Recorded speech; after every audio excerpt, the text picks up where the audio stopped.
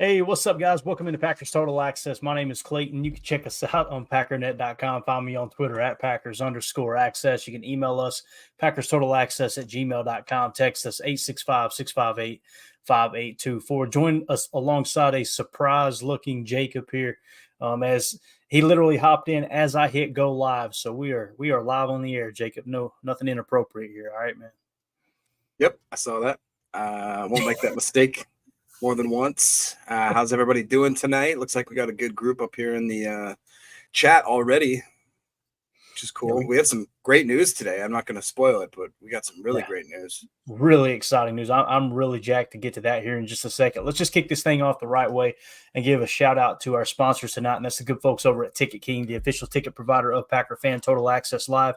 Wisconsin-based since 1992. They specialize in Packers tickets. They got Wisconsin's largest ticket source as well. Offices next to Lambeau Field and in Milwaukee. You can just click on the link in the video description here that will conveniently send you to theticketking.com, where you can register for free as a customer and go ahead and start shopping for your Packers tickets. Again, that is theticketking.com, the official ticket provider of Packer Fan Total Access Live. We appreciate them sponsoring the show. There you go. CJN got it too. Look at that double dip in there. No extra charge, Ticket King. Yeah, Jacob, we got some great news, and I'm telling you, man, anytime Xavier Legette talks, good things happen. So I don't think it was any coincidence here. Listen to my man Legette today in this interview. You ready for this? So said that he has been demoted to the second most country Panthers player. How does it feel to take over the number one spot right there? Oh, man, I really and truly, man, I don't even think I'm country, man. That's what a lot of folks like to say. I think I'll speak regular. So I'll speak regular. That's my guy right there. I promise you, this is your warning all season long. If I see an Xavier Legette interview come across Twitter, I'm showing it on this show right here. It's happening. So just get used to that. Now, some people are going, what's the big news that Jacob was talking about? Glad you asked. Bang, our good buddy Rob Westerman, third over at GPB Daily. What is it again? GBP Daily. I always get it mixed up. Green Bay Packers Daily is what it stands for, but I just want to give the proper Twitter handle. So it's at GBP Daily. Rob Westerman tweeted out awesome news for fans who would like to tune in to Packers Family Night tomorrow. It will be live streamed on Packers.com. Jacob, they're listening, man. The social media team has been up in their game this year. Obviously, getting Family Night live streamed on Packers.com. Got to tip your cap to the good folks over at 1265, man. This is awesome freaking news, is it not? It is. It's just, not to be at all negative. It's weird it took them this long to realize, like, hey, we've got the biggest fan base in the world. Like, screw America's team. The Packers are the world's team as far as NFL goes. They can sell out a stadium of 85,000 plus people with people tailgating, you know what I mean, during a scrimmage, basically. And that's not even to count the fact, I mean, we've got people that camp outside for days when it's in the middle of a monsoon raining just to get a glimpse of us practicing. So, like, the fact that they haven't thought about it, like, hey, maybe we should put it somewhere where we could make any sort of, I don't know if they're going to, have some sort of ad revenue. I'm sure they got to make money a little bit off of this, and I don't know why you wouldn't. Yeah. That's the one thing, because with, like, how smart and how much, like, business acumen is guys like Ed Policy and obviously Ted Thompson was, and even Gutekunst, you'd think that they would not turn their eye to make a little extra money while at the same time growing kind of the allure of like Family Night's a great thing. Not many stadiums or teams do something like that. It's a cool thing. Yeah, no doubt about it, man. There's a number of different ways that you can create some extra revenue if you do this thing right. I know people aren't going to want to hear this, but I've said it in the past, and I mean it. I really do. They could have done a very cheap pay-per-view for this thing and made a bunch of extra money. Dude, and Packer fans, I would have paid $5. Yeah, absolutely. Because you're supporting your team. It's like a donation to the team. You get to watch the Family Night. Now, I know there's going to be people that hate on me for saying that. But that's just kind of the way my mind operates. Like, I understand you can buy cheap jerseys and knock off apparel, and there's nothing wrong with that. If that's your jam, cool. But I personally like to purchase directly from the team and know, all right, man, this is going to the team. This is supporting the cause type thing. Call me a company, man, whatever you want. But that's just that's kind of how I see things, man. I think it's sowing good seed, and it'll come back to you, tenfold for sure. But Eric Sutherland says, outstanding. Hell yeah. And everybody's excited, man. Dane in the house. Oh, hell yeah. Absolutely. Coach Lynn says, great. Now it's individuals, film, practice. Please. Yes. Amen. That's the next step, right? Everyone else in the league, to the best of my knowledge, allows their fans to film the 11-on-11 stuff. They're still trying to crack down on that. But listen, man, they're never going to completely stop fans from filming that practice, or the Jacob. No, I mean, I actually was just right before I hopped on here.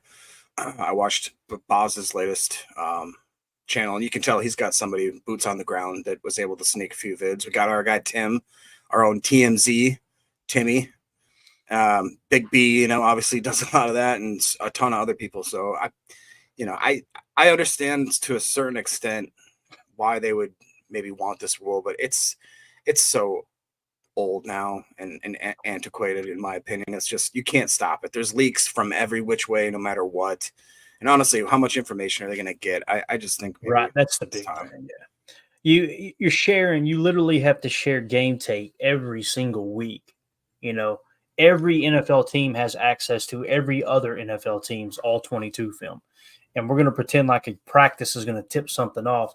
I get the understanding or the thought process of, look, if no information gets out, it's better than any information getting out. I guess I understand that, but same time, man, I'm a selfish fan. What can I say? Let's see here. CJN said Eagles did a practice like our family night, and their media is like, quote, no other fan base goes to a practice like this. And then CJN, and they only had 50 to 60,000 people there. I saw that. I hated that. No, nobody else does this in the NFL. You're right. We sell out 85,000 people. Right. That's what CJN said. I was like, welcome to the party. Packers been selling out family night practice since the late 1990s. I think it started, was it 99? I believe they started doing family night, if I remember correctly. I went to the first one. I thought it was maybe early 2000s, but yeah. Could have been. Jeff Silky in the chat said family night's such a tradition. It's just a chill night in Lambeau. No stress, right, Jeff? Like, you don't have to worry about your team winning or losing. Grab you a cold beer. Everybody's got the family there. There's going to be fireworks afterwards. You get to see your favorite players. They actually do a legit fireworks display, and it's only gotten better and better each year. And now with the addition of everything that they did with the Lambeau, like just the absolute, what do they call the area? Like, is it like the Winter Wonderland they have? But what's the theme park area now where Lambeau is? They have a couple different names, I think, for the different part. But it's like, it's not like going to Lambeau Field in the 90s. It's like going to Titletown, right? Yeah, Titletown. Yeah, that's what I was trying to say. It's more like I always think about it like the old school Mall of America. I don't know if you guys have ever been there. It was just so cool. There were so many different parts of it. Everything, like, there's just more and more and more, and there's so many more things to do. Like you said, with your family, the slides and the sledding in the winter. And I mean, it's just, dude, they turned that place into like a legit theme park now. Yeah, definitely. Dane in the chat says 100% Clayton. I pay $20 for this. I'm with you, man. I'm with you. Jay says, take my money. Jeff Silky says, take my wife, please. LOL. Jeff Silky says, Halfley is about to have his mind blown. That's the coolest part about family night, is just the juice that it adds for the team, for the coaches, right? To go out there and see all that firsthand, like, holy cow, these fans are passionate. Jeff Halfley has not experienced that yet, right? So it's going to be awesome. Absolutely awesome. I'm really excited about it for sure. They talked about how Josh Jacobs and Xavier McKinney were both asked to, like, have you heard kind of how crazy it gets for a scrimmage? And they're like, yeah, we've heard rumors. And I think Jacobs even said, like, it's crazy. I've seen people tailgating outside for like our practices during the day. He's like, this team's crazy. So I'm excited. I'm excited, just like you said, more for Halfley, I think, than anyone, just because I think that's really going to click with him. Like, holy crap, I'm the defensive head coach of the Green Bay Packers. Like, and he's going to, I think, really understand if he brings a defense to Titletown. Do you know how crazy fun, like, this, we haven't had that element forever, if ever, like during my life. Like, it's crazy. To me, it goes underrated. You're not the only one to just kind of overlook it. But in 2009, when Dom Capers was hired, that defense transformed real quick. It didn't last very long, but like the year they won the Super Bowl, that defense was stout, and some of the key acquisitions that they made throughout the season, one specifically, Howard Green, one of the more underappreciated Green Bay Packers. They went out and signed that huge nose tackle. If I remember correctly, I think he's the one who got the pressure in Ben Roethlisberger's face when he throws the pick to Nick Collins in the Super Bowl. I believe that was Howard Green that pushed the pocket because he was a guy that could just dominate double teams. Wasn't a superstar by no stretch of the imagination, but just a perfect pickup for the Green Bay Packers in that specific year for sure. I know too, right? That was the year. So Howard Green was a huge pickup. I know they recently had got Ryan Pickett, which was massive on the inside. And then they also, James Starks was a guy that people didn't realize I don't think got major playing time until well into the year. James Starks. The one that, did I say, yeah, James Starks. And he was the one that kind of catapulted them. I think like their offense kind of gave them a new spark. Yeah, because if I remember correctly, Ryan Grant went down early that year, right? Yep, yeah. And James Starks came in from, I think, was he from Buffalo? If Emilio gets on here, he'll be letting us know if he was. I think he went to Buffalo, and that's where Emilio actually played college lacrosse. So lacrosse, field hockey, whichever one. I get those mixed up. He's going to hate me for it, but I do. Let's do this, man. Let's shift gears and talk a little O-line. You know, we've been talking about the O-line kind of shuffling around and where people are settling in at. I keep hearing podcasters talk about the fans are really upset. There you go, Smitty. Thank you, buddy. He said, yes, it was Buffalo was where James Starks played. I keep hearing people I don't hear any fans complaining about it, me personally, and I could be just, got my head in the sand, but I'm hearing podcasters and live radio hosts talk about fans are upset that Jordan Morgan's playing right guard, not left tackle. Have you heard that, Jacob? I haven't heard it. I haven't heard it like it's prevalent. I have seen a few posts here and there, but I honestly don't think, I haven't seen anybody that I respect personally or anybody that I care about their opinion or anything like that say anything like that. Because to me, if we get a guy that's at a starting position, to me that's a win right there. It's beautiful. Like you're taking. It's pretty much common knowledge that if a player can play both tackle and guard, we talked about this with Zach Tom. Let me say it this way: someone within the building told, I think it was Wildy. They told Wildy, Zach Tom, or maybe it was Rob Demoski. They told someone they see Zach Tom as a great tackle. They see him as a Pro Bowl guard, and they see him as a Hall of Fame level center. Okay, so that's not a coincidence that the way you look at that player, it increases the difficulty decreases, I should say, as you move closer in the interior. Now, it doesn't mean that everyone who plays tackle can play guard. That's the farthest thing from the truth there. Don't get me wrong. But when you've got a player that you draft at tackle and then you can plug him at right guard and he's going to come in and be a step above where he would have played at left tackle, and you already feel pretty confident and pretty comfortable, according to Adam Stenovich, the Packers offensive coordinator, that they're happy with Rasheed Walker at left tackle. And, you got Zach Tom. He's going to be healthy. He's pretty much, it's all but proven now. His pec is going to be fine, right? So you got Zach Tom at right tackle, Rasheed Walker at left tackle. Now you got this first round stud that you're going to plug and play at right guard, which is going to lift his level of play up just a touch. Why are we complaining about that? You got Elton Jenkins at left guard. Josh Myers, I know we're all iffy on him at center, obviously. I don't think he's the long-term solution, but he's definitely better than like a Sean Ryan in that position, or even a Jordan Morgan at right tackle kicking Tom to center, or kicking Elton Jenkins to center and playing Sean Ryan at left guard. You feel like Myers is probably better. What it comes down to is Josh Myers better than Sean Ryan. I think we would all agree, yes. Right. But anyway, as far as the O-line, Ross Tucker put this out in 33rd Team, actually tweeted it out, said Ross Tucker's offensive line power rankings. You guys know I'm a big Ross Tucker fan. Played for multiple teams in the league as an offensive lineman, just a stand-up dude, got some of the best podcast content out there. This is how he ranked them, okay?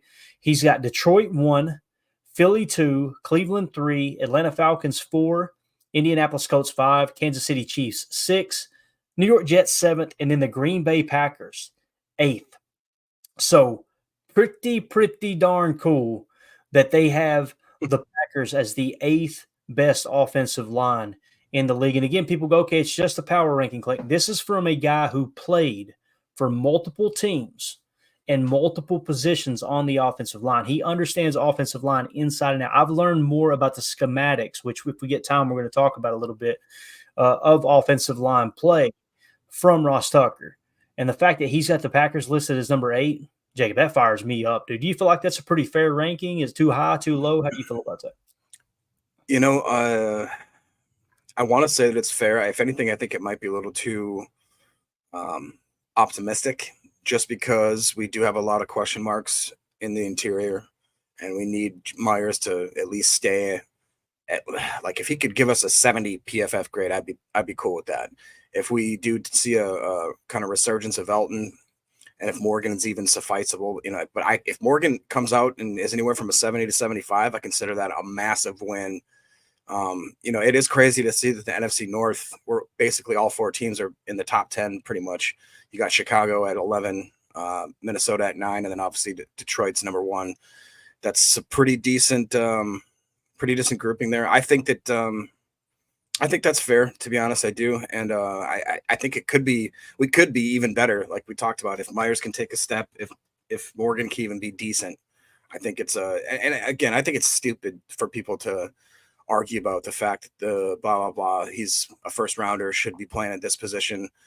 Like John says, Morgan just owning right guard would be a wonderful outcome. I don't care where we drafted him; it's going to be great.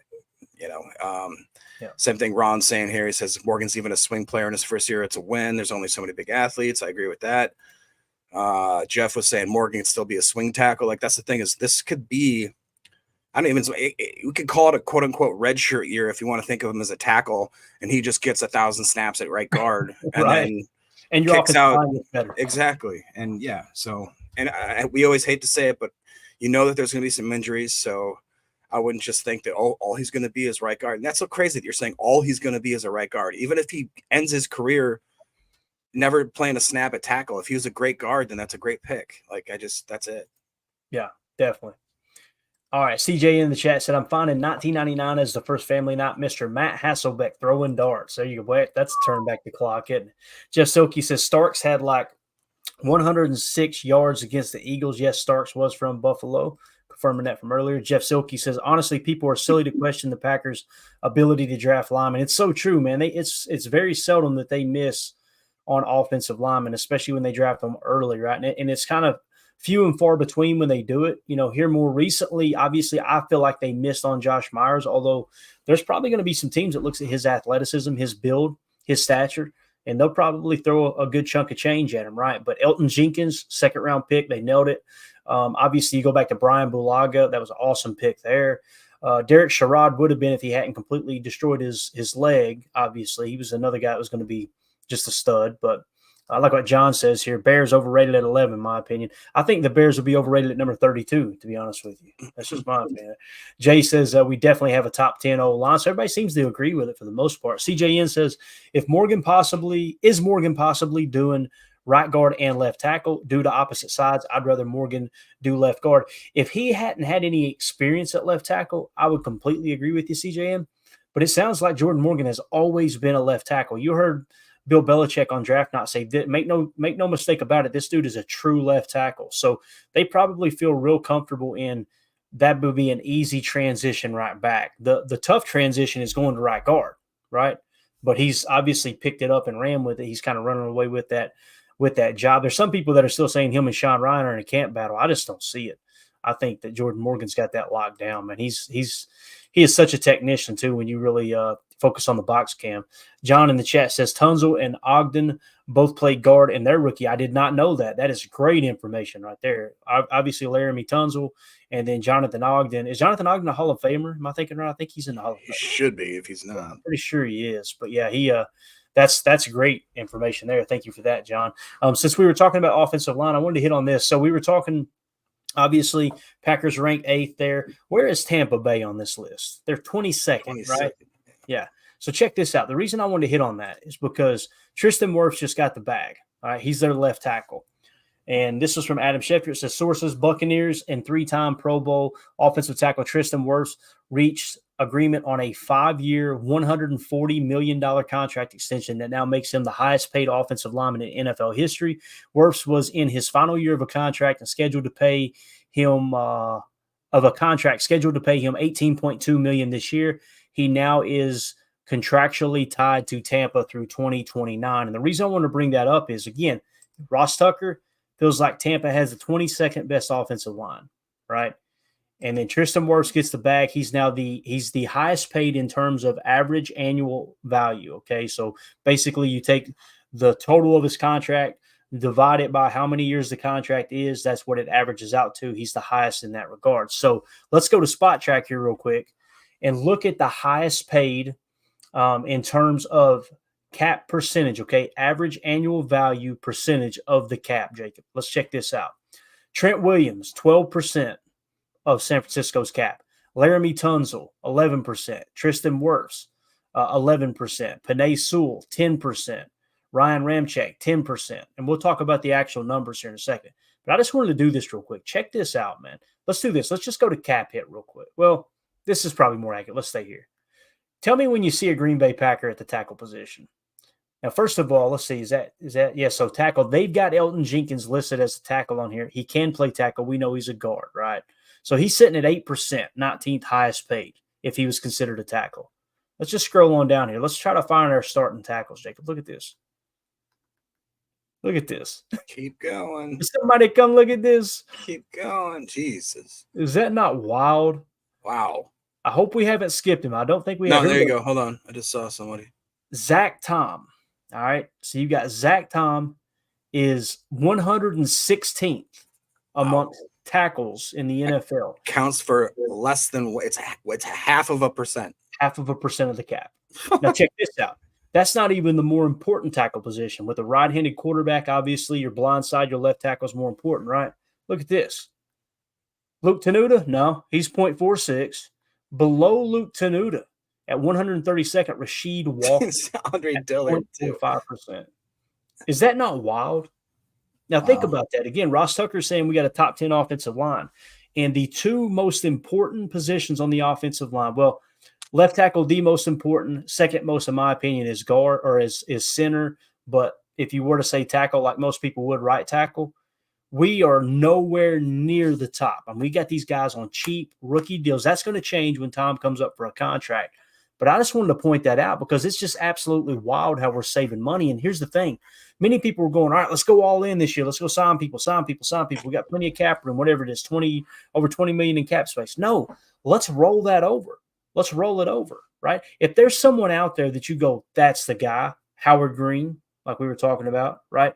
If someone out there's on the market, you go, that dude can make a difference. I just don't know who that player is. So I wanted to point that out about the offensive line. Now let's go back to Tristan Wirfs, the guy who just got the bag here, and let's see if we can pull up his entire contract. Hopefully we can get it to where you guys can see it here. I want to see, okay, so they don't have it in place just yet. So the contract isn't finalized according to Spot Track. I wanted to see if they had that ready. Let's go to now in terms of salary cap hit. All right. Cap hit. Look at the cap hit for Trent Williams. 31.5 million. You know what's crazy, Jacob? He's not even in camp. He's holding out. Trent Williams is holding out from San Francisco right now. And he's got the highest cap hit in the entire league. Next is Taylor Moulton at 29.7. Next is Laramie Tunzel, Jawan Taylor. So if you were to go strictly there, the cap hit for this year for Tristan Wirfs is going to be somewhere around 18.6 million is what they're predicting. But again, man, Elton Jenkins sitting in the 17 spot. He's a left guard that can play. He can play everywhere on the offensive line. I think that's why they paid him. But again, you've got to go way down here. Let's see where the cap hit lies for our starting tackles. This blew my mind. And I knew it was like this, but when you see it in form like this with the rest of the league, look at there, Andre Dillard, 1.1 million riding the pine. Right? Let's see what else we got here. Come on, where you at? Emilio, you look like you tunneled under the fence, bro. You didn't have time to wash the face. Dude, I just parked the truck and ran inside. You're dedicated, dude. I'm just telling you right now. It was humid out there today, too. It was. That's the truth. Where are these cats at, boys? Look at this. Kadeem Telford, 795,000. Surely, did we already pass him? We had to have passed him, right, Tom? Surely Kadeem Telford isn't getting paid more against the cap than Tom. That is just wild. Tenuta's right there at 130. There's Caleb Jones. 985. Yeah, we must pass. Here we go. Rasheed Walker, 1 million. 1 million flat. That's your left tackle. Now, keep in mind, Trent Williams plays left tackle. If I remember correctly, he's left tackle. And he's over 30 million against the cap. And Ross Tucker has our offensive line unit rated 8th And again, we talked about Tristan Wirth becoming the highest paid offensive lineman or tackle in history as far as average annual value. It's just wild, dude. So Goody out here playing chess and everybody else is playing checkers, man. So and I do want to point out again, highest cap hit, Trent Williams, and he ain't even in camp, boys. He's not even in camp. He's holding out because he wants more money. That's just let's see how that looks. What's our O line? What in total under 20 million? Let's see how this. Oh my God, he's got 2 more years left on his contract. Yeah, I'm telling you, they've got some problems brewing in San Fran, boys. Mm-hmm. Oh yeah, big time. You've got Ayuk walking around just laughing and joking and refusing to practice. He's wanting more money. You've got our boy Trent Williams holding out, and he's got the highest cap hit in the entire league at 31.5 amongst tackles. Mm-hmm. Next year it goes up to 34.1, then it goes to 37.7. It's not going to get better if they give him a new contract. It's only they're going to have to pick one of their receivers too. I mean, is it going to be Debo or Ayuk, right? Yeah, for me, I personally would pick Ayuk if he wasn't a head case, but it's starting to kind of look like this dude's pretty selfish, But they run Debo, I think, a lot more than – I mean, Ayuk's good, don't get me wrong, but I feel like Debo runs their offense a little bit more than – So here's the thing, though. You've got Christian McCaffrey, right? Every time that you hand the ball to Debo Samuel, you're taking the ball out of Christian McCaffrey's hands, right? So I would much rather have a receiver – that can cause problems in the secondary and lighten that box, which that's what Ayuk does as opposed to Debo. I understand the value of Debo. I get what you're saying. He's one of the, I hate to say it, but one of the more enjoyable players to watch in the league. He runs hard. He's fun to watch. But anyway, just want to point that out about the salary cap. I thought that was really cool, kind of how that fell. And obviously the Packers in a great position there for sure. Let's see what else we got here. So I wanted to talk some X's and O's, if that's all right with you guys. I figured there's no camp practice today. There ain't going to be any updates in that regard. So let's go to the Bobby Peters book. You guys heard me talk about outside zone weak runs last time. This is outside zone weak slice. Jacob, you might want to log off. Okay. This is the play with the sift. You see the Y there? Look at that sift, baby boy. Look at that. And the bottom diagram there too, you'll notice they use the U when they're in 12 personnel. The attached tight end, the traditional tight end is a Y. The other is the U. He's kind of the utility guy. That's the way I look at that, right? So he's lining up as the far receiver, and he's coming over, doing a little pre-snap motion, coming across, setting up at the wing, and then sifting across, slicing across, split flow, split zone, whatever you want to call it, okay? Now let's talk about what it means, okay? What is this play kind of designed to do? What does it mean? Just a brief description. We won't read all of the book. You guys need to go buy it. Bobby Peters, 2023 Green Bay Packers offensive manual, okay? It says outside zone weak slice is a great way to diversify the outside zone concept. Using a backside tight end with split flow has a lot of benefits for the offense. This version creates nice cutback lanes against 5 down fronts. The backside tackle and the backside tight end can combo the defensive end instead of the backside tackle being left one-on-one. This is similar to the thought process behind inside zone weak. Slice discussed in that section. This concept appeared heavily against 5 down teams, meaning teams that like to run 5 down linemen or 5-man fronts like we ran our 34 jam last year in the regular season. During the playoffs, the Packers adjusted it to look better on paper against 4 down fronts too. Using the backside tight end to arc the defensive end widens the cutback lane and also allows the offensive line to push harder front side. The backside tight end will block the wheel. And I think I've got another diagram here, I believe. And you'll notice up top, it shows when we ran it and kind of the results, is that top chart there. Really cool. Now, let's go to this page here. It kind of talks about all the results. So you can see that they're doing it with a 2 tight end set, which is basically an ace dub set there at the top, a little nasty ace dubs. And then actually both of those sets are nasty ace dubs. And they'll actually do a little Z motion to bring you to a bunch look on the top one there. And then on the bottom one, they got a little RPO action. That's the other thing you could throw in. Notice how the U is running that flat route, right?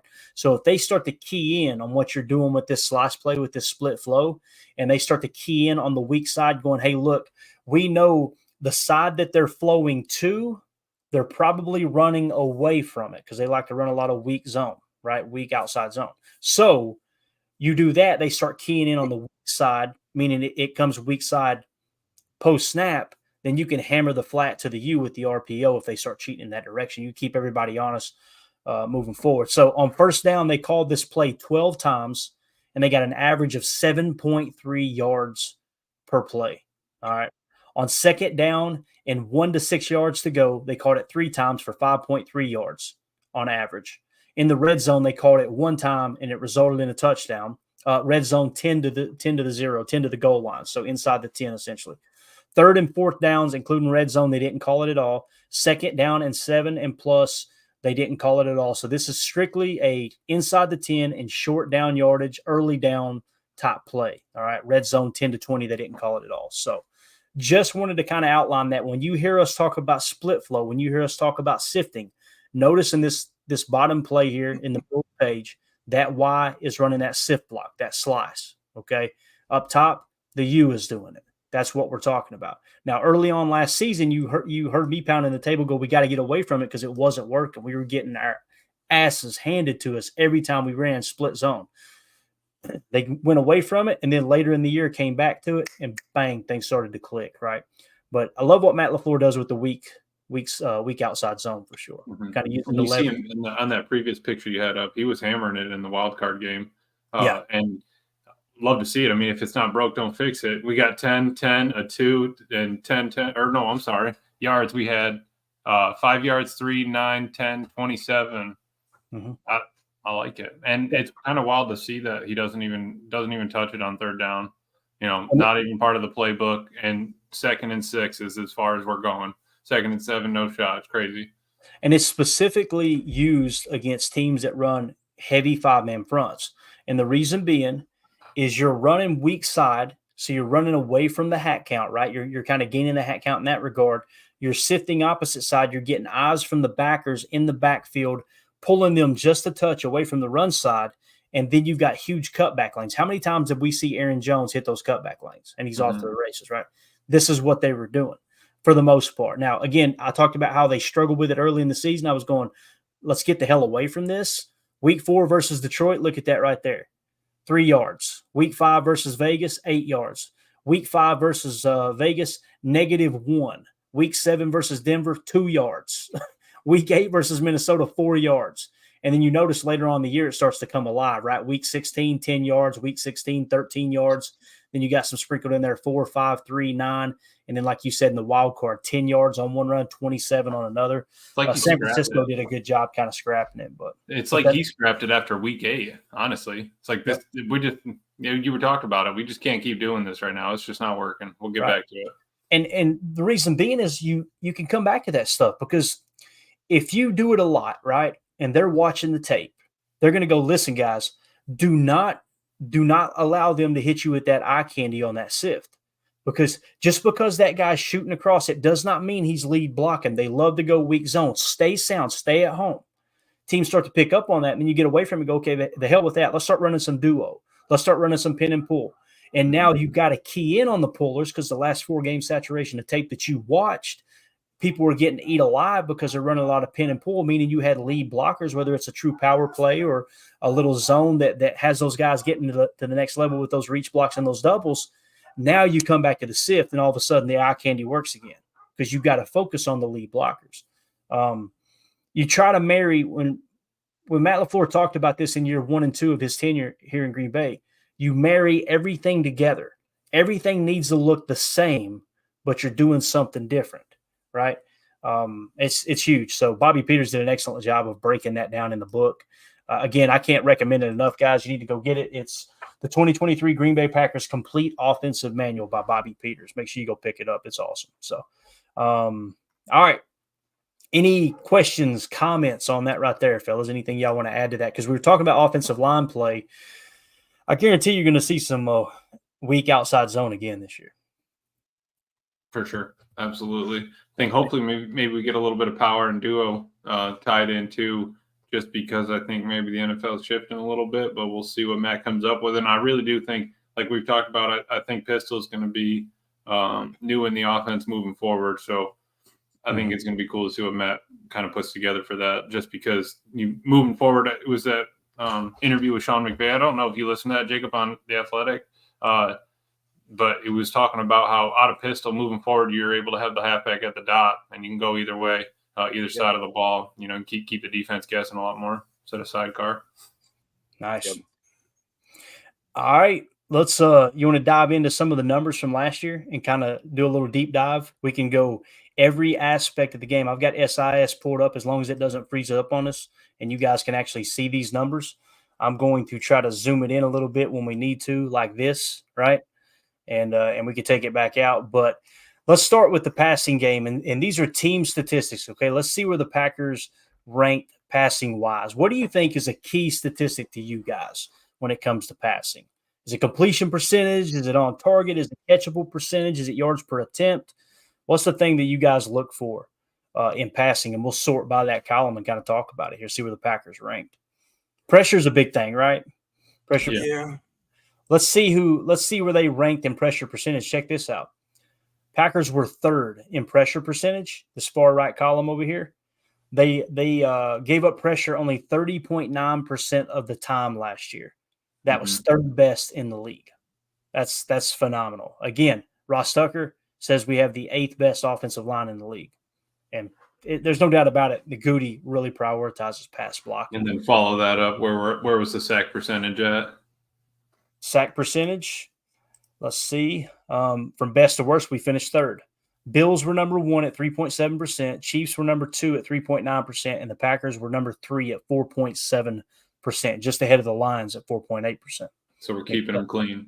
He's under a little bit of pressure, but we're keeping them clean at the same time. Absolutely.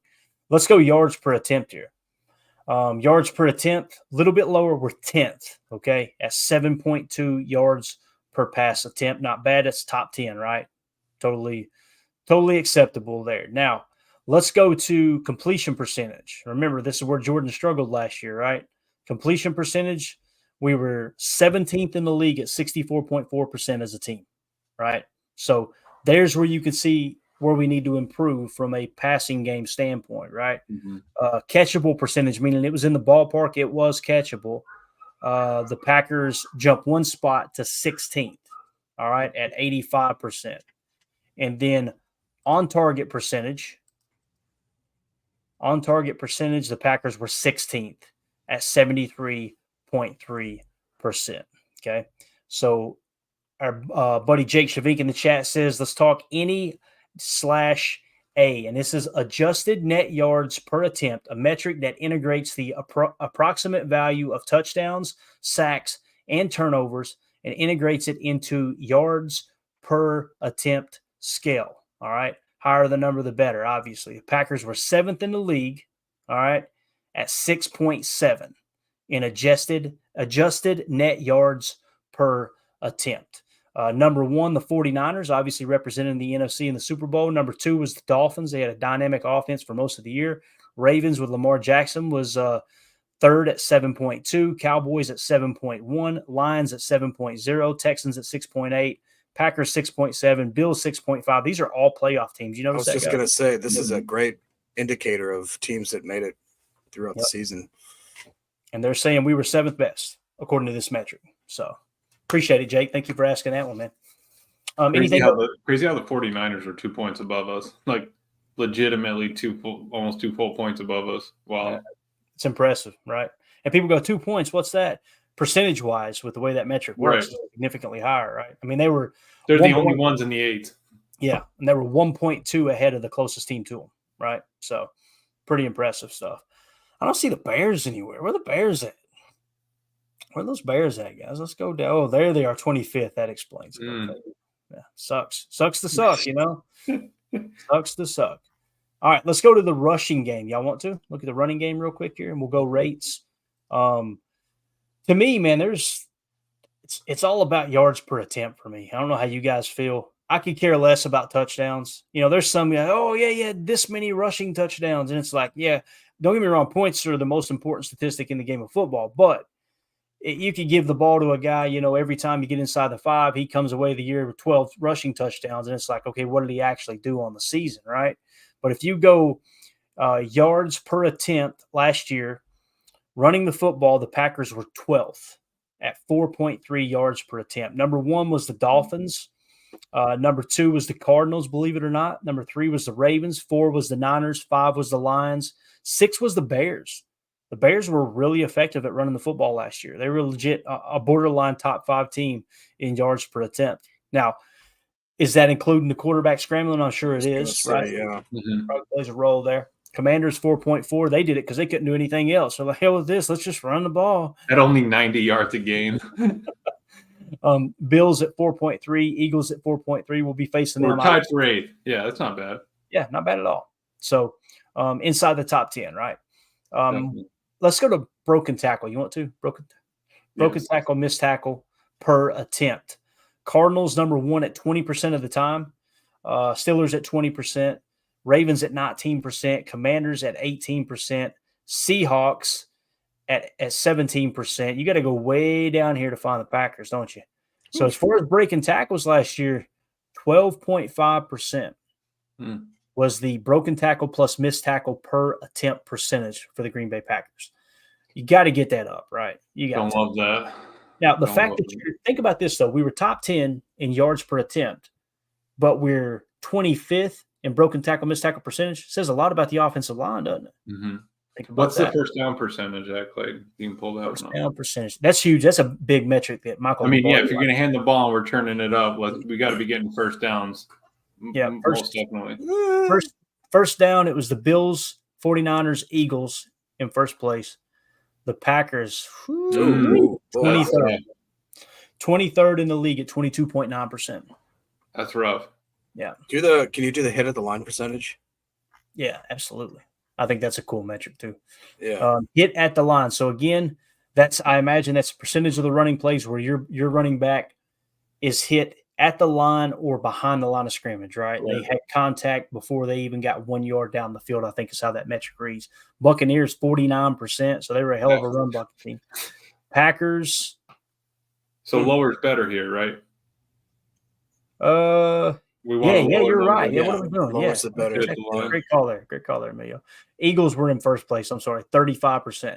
Ravens, 37%. Bills, 37%. So that means that the Tampa Bay Buccaneers, who we just talked about, Tristan Wirfs, they needed that. Yeah, or they needed to step up. That's horrible, right? I mean, they're dead last. It's crazy. Do you think this is fair that you could put more of the blame for this category more on the running backs? Because you know what I'm trying to say? Like if they're getting hit at the line, like to me, I think this because a lot of our running statistics aren't as bad as I thought they'd be. But then the ones that they are, it seems like, for instance, AJ Dillon, I love the guy, but he seemed like he'd get hit and immediately fall over.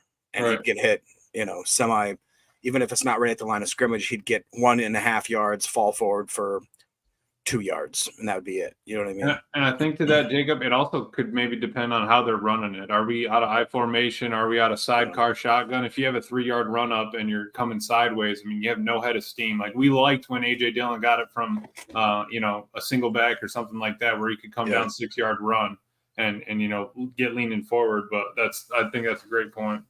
Yeah. The other thing too is think about early in the year we were talking about the SIF not working, the slosh play not working. Another example there. Another congestion in there, trip up over feet, Yep, all that stuff percentage. And let's see, check that out. Less would be better. Look at the Ravens, man, 15.6% of the time. Bills number 2 at 15.8. Eagles number 3. Eagles have got a hell of a run. They had a bad year last year, but they can still run the football, boys. That's week 1 matchup with Eagles and in Brazil. Going to have to stop the run. Yeah, have to stop the run. But look at the Packers here. 17.5%. So they were 6th in the league as far as, lower number, the better there for stuff percentage. Design gap is interesting, right? I'm assuming that is how many times they actually run to the design gap of the play, right? Yeah. That's the way I would read that. Packers, Aaron Jones always cutting cross field. 27th at 64% of the time. Only 64% of the time did Aaron Jones run where the play was designed. He ends up on the opposite side of the field for a 40-yard gain, right? It's right. Not a problem. Yeah, not an issue as long as he's moving forward. Right. Now, as far as fundamentally sound in that regard, the Falcons, 78.2% of the time they ran where the play was designed. Browns, same thing. Ravens, 49ers. 49ers are really, really schematically sound in that regard. Looks like Dolphins, too, right there in the top 10. So, all right, that's a running game. Let's go to Wait, receiving. real quick, go back to attempts. I'm sorry. I just sorry, wanted to see how many times Matt actually, committed to running the ball. Oh, attempts. Got you. Yeah, I'm sorry. Yeah. So attempts, the Packers finish 22nd with 441 attempts. Okay, not bad. Look at Not Jacob bad. But smiling. we're throwing offense, I think, right? Or no? I mean, Jacob said, I had a reason to bitch. I knew it. I knew it. I knew we should have ran it more. Exactly. Who was the worst? The Commanders, of course, right? They're always playing from behind those. Like, all right. So there you go. There's your running statistics. Let's go to receiving real quick. We'll go rapid fire. We're at the 45-minute mark. I don't know if you guys are number junkies like me, man, but I love this stuff, man, just to kind of see exactly where they fall. All right. Let's see. What do we feel like is the most important statistic in the receiving game as a team? What do you think it would be? Let's do completion percentage. Completion percentage. All right. So we talked about this earlier already, I believe, as a team. I imagine it would stay about the same. So we were 19th at 66.5%. All right. So completion percentage, pretty tough. Now, on target percentage, catch percentage. So when the ball was on target, this is how often the percentage in which the receivers or tight ends or running backs caught the ball when the ball was on target. 49ers, number 1, Dolphins, number 2, Lions, number 3, all of them at 90, plus 90%. Seahawks, Broncos, believe it or not. The Packers, when the ball was on target, they were 29th in on-target catch percentage at 87.4%. And Jordan Love still lit the league on fire in the second half of the season. That is wild. That shows that there is some crazy room for improvement still for how good Jordan was down the stretch. Like that's what I'm saying. This team has a ceiling that has not been hit yet, and it could be crazy to see how high it goes. I'll tell you who else doesn't have a ceiling that's been hit yet. My man Tim got that spotted cow to me.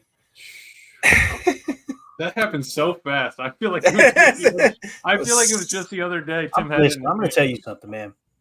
You meet a lot of people over the course of your life.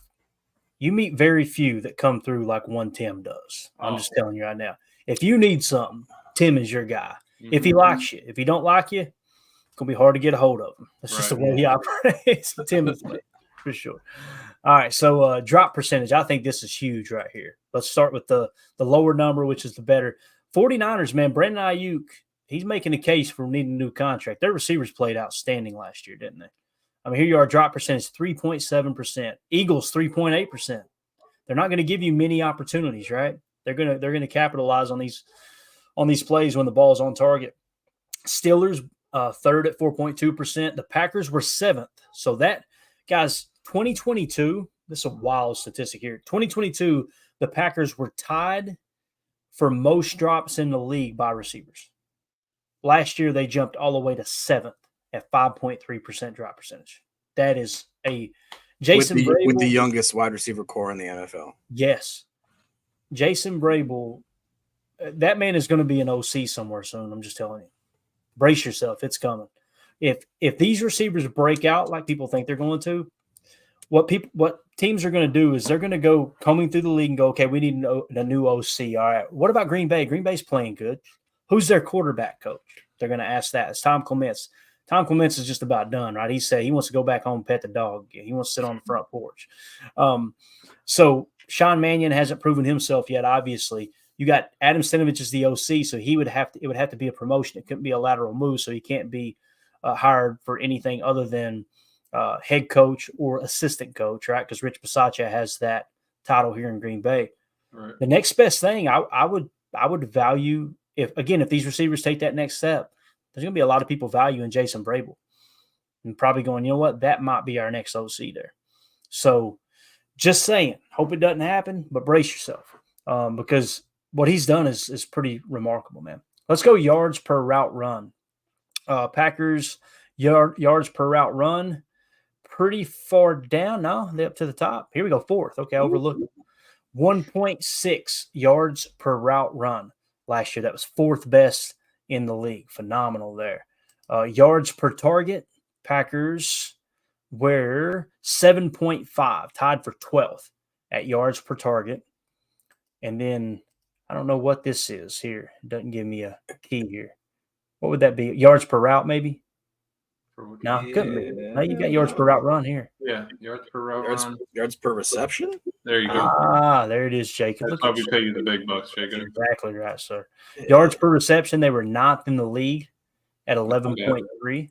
All right. First down's key, though. Give me the first down percentage. Oh, yeah, here we go. How many times they move the sticks, right, Emilio? All that Fifth matters. best in the league, 56.7% of the time. Let's go, dude. Let's go. All right. And then No wonder we picked up a free agent. I mean, no wonder we picked up a running back, right, in free agency, because that was where we were struggling. I mean, legit though, like that's where we were struggling. We picked a running back in the draft. We signed one. We got one down to 4% body fat. I mean, we need to get those numbers up. Absolutely. Average depth of the completion. Let's see what that is. The Packers finished 14th at 5.9 yards. Average depth of completion. So they were kind of a meaty, what do you want to say here? A medium range passing team, right? And how many times did we see Jordan hit that second window on a dig route, right? Especially on that slot cross concept. Something that just happened constantly. Think of the big play to Aaron Jones on the angle route against Chicago week 1. I would say he probably caught it somewhere around 5 yards down the field. So interesting stuff there. All right, we already talked about offensive line quite a bit. We'll hit on it again anyway. Let's see here. Let's go overall, I guess, and see what the rates are on O-line. We're at the 51-minute mark. We'll get to the offense, and maybe we'll pick up with the defense if we can here soon. Because, the defense, in my opinion, it's a new defensive coordinator, new scheme. I mean, we pretty much cut everybody in the safety room except Anthony Johnson Jr. You got rid of a bunch of people, right? So it'd be kind of pointless to go back and go, here's what we did last year. This scheme is still well intact on offense. So all plays, you guys know blown block percentage is my jam. The Packers on blown block percentage on all plays, 2.7%, not the best in the league. Where did Ross Tucker have them ranked? 8th. Right? It's huge, man. I'm telling you, blown block percentage is huge. Let's go to blown block percentage for just passing alone. All right. They were not at 3% there, 3.077% in blown block percentage in pass blocking. And then blown block percentage in run blocking, the Packers were 2.326%, 10th best in the league. So Ross Tucker pretty spot on with his info, wasn't he? Mm-hmm. Definitely. Here's something too. When you talk about running the ball earlier, Amelia, you were talking about attempts. Yeah. Sometimes that can get skewed with just going off basic attempts because some teams have more possessions, right? And the defense can play into that. Right. I believe if we get these percentage of snaps here, that'll give us a little bit better idea, won't it? Let's So see if we what go Matt percentage of snaps for run blocking, right? So these are running plays. Let's see where they're at. 16th at 39.5% of the snaps was running snaps, essentially. That makes sense? Yeah, not bad. Just under 40% of the time we're running the ball. Yep. Not terrible because, I mean, who's the max up there? Was San Fran at 45, right? So Yep. No one's running the ball half the time anymore. It's a passing league. Yep. About it. All right. So that's pretty much the offensive side of the ball. I thought we would just do a little deep dive into that and just kind of get an idea, a quick refresher of, hey, here's kind of the way the offense operated last year. We talked offensive line play as well. Where do we rank according to Ross Tucker?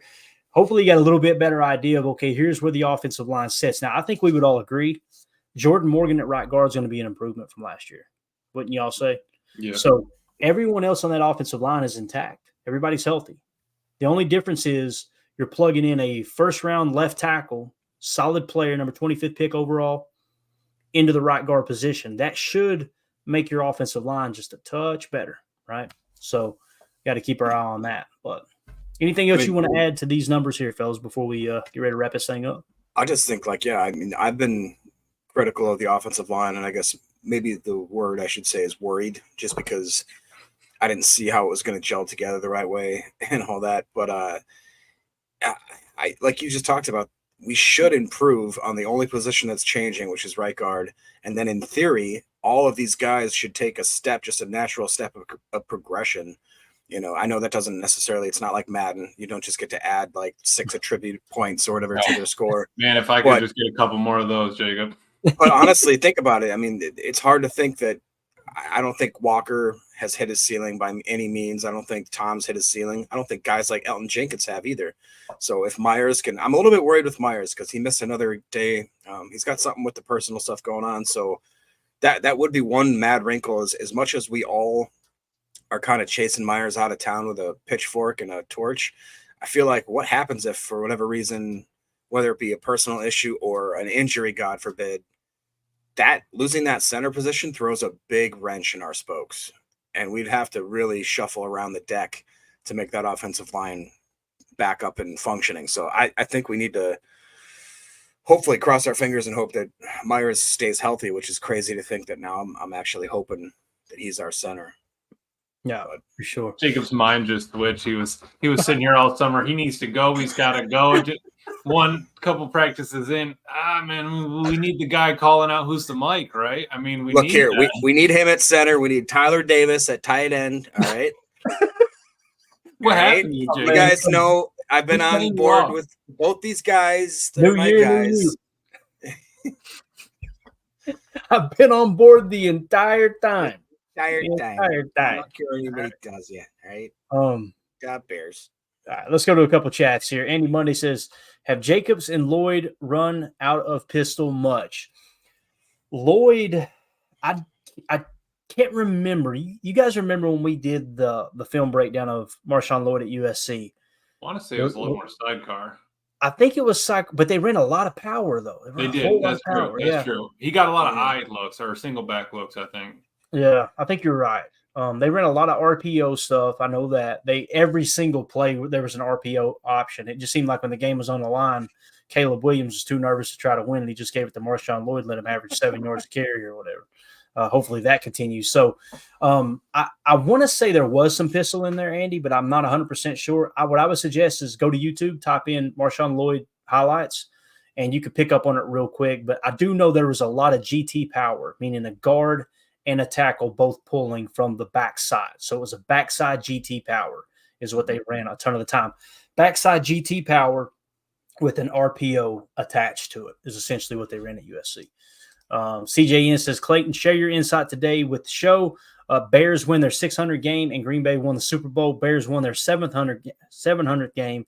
Green Bay won the Super Bowl. Guess what, guys? The Bears should win their 800th game this year. I've seen that come across Twitter earlier. I don't know. It might have been CJN that tweeted it out. I get so confused at who's who on Twitter. But, yeah, so. That's kind of exciting. Yeah, that's a real thing. Like when numbers line up like that. Absolutely, man. Get a beat on it. You know what I mean? Or who was it you said? Turtle Man. Remember Turtle Man? You guys remember Turtle Man, right? Jacob? What the hell? You boys, you got to live a little bit. Turtle Man was this guy from Kentucky. He had a reality show where he caught snapping turtles for people. Bro. Yeah. Y'all don't remember that? No? Get down there and go, I get a beat on him. Like he could figure out where they were at. He would go stand on them. He'd like, I got one right here. He'd be barefooted, standing on a snapping turtle in the mud. And he'd go, look, it's pushing me up. You could tell he was just raising up. Like he had like 3 teeth in his head. It was awesome, dude. I have met 600 people back home that look just like that guy, Turtle Man. I promise you. Omer says, Goot front-loaded the Jacobs deal, so he'll be gone years in if he falls on his face. Again, it's definitely set up in a way, the contract is, that, in my opinion, he's here for at least 2 years. Now, you're right, Omer. They can pretty much get out from under it after 1 year, but I want to say there was $7 or $8 million in cap penalty attached. It's really pretty after 2 years. So I think they'll give him at least 2 years. And the fact that he's a captain or was a captain, and he's just one of those dudes. And you got Marshawn Lloyd on a cheap contract. They're not going to give A.J. Dillon significant money if he does stay. You got Emmanuel Wilson you could potentially have back next year as well. Pennies on the dollar. So I think he'll be back. I think the plan is, you know, like we always say, a 4-year deal is really a 3-year deal. A 3-year deal is really a 2-year deal. In this case, I feel like it's somewhere between a 2 to 4 year deal, right? After 2 years, if they're not happy with what they got, I think they'll cut bait or ask him to take a pay cut in that regard. I'm expecting big things, so I really am. Prince in the chat says, we now have the running backs to keep the opposing defense aware of the threat, should help to sell play action. That's a very good point. Mm-hmm. We spent the whole offseason, Prince, talking about how Josh Jacobs is now going to get to play with a lighter box because Jordan Love and all these targets, all these weapons, right? We never even thought about the fact that Josh Jacobs being in the backfield is going to open up play action even more. Mm-hmm. And it's With just the a matter. tables, rotate the horses. It's a matter of marrying those two things up, the running game to the passing, and making everything look in sync, look the same, whether you're running a play action or a true running play. There is no one, and I'm telling you, no one in the league that's better than Matt LaFleur at doing that, man. What are the odds in 4 years? What are the odds in 4 years we got the best offensive USC player out of the draft? I'll tell you, man, watching him, and again, it was just 11 on 11s, but he looks like he might be the real deal. He just looked comfortable. You know what I mean? Like AJ, I think we would all agree. We love AJ Dillon. We'll play the farmer clip all year long. I promise. It doesn't get any better than that. AJ Dillon is one of my favorite players of all time. But you see Marshawn Lloyd run in one day of practice and watch the way AJ Dillon runs, and it's like it's different. It's definitely different. Yeah, and he was talking about sushi lovers. I'm gonna have to try that when we go up there, bro. That sounds like a good time. Is it all you can eat sushi? Because that is. Is that your jam? That is right down my alley. Look at Jacob. Jacob's like, they got any corn dogs up there? Sushi. Ugh. Hey, we're gonna have a blast, man. I'm telling you, it's gonna be so much fun, dude. I'm gonna plan ahead. We're gonna do it upright. There will be cannolis in the house, Jacob. Oh, 100%. Still a virgin. God. We'll find a couple other things. Have a good night. Drive home safely. Yeah. Eric Sutherland said, "Really? No, I'm just joking." Anyway, all right. So obviously, family night is tomorrow night, right? Lloyd is different. I agree, Coach Lynn. Thank you for trying to get this thing back on track. So family night tomorrow night. We got the good news we opened up with. Have you heard of the good news? Packers family night's going to be on Packers.com streaming live. So what we're going to be doing is we're going to go live normal time, and we're going to try to carry it for at least an hour. Okay. So we're going to try to go from 8 o'clock my time, which is 7 o'clock your all. I'm sorry. Yeah, 7 o'clock your all's time. So we'll get started before family night gets started. And then when family night kicks off, we'll bring you all the updates in real time. And then we won't be able to show you a lot of stuff because there's obviously rules and regulations around that. But we're going to try to carry it for an hour past it. So we'll do an hour and a half long show tomorrow and just give you guys and gals live coverage of family night. It'll be a blast. So make sure you swing through, check it out. It's going to be a lot of fun. Jake, if you got anything else that's not inappropriate here before we wrap up, sir. No, not really. Tomorrow's going to be fun, though. I honestly am, again, just super happy that it'll be able to be streamed.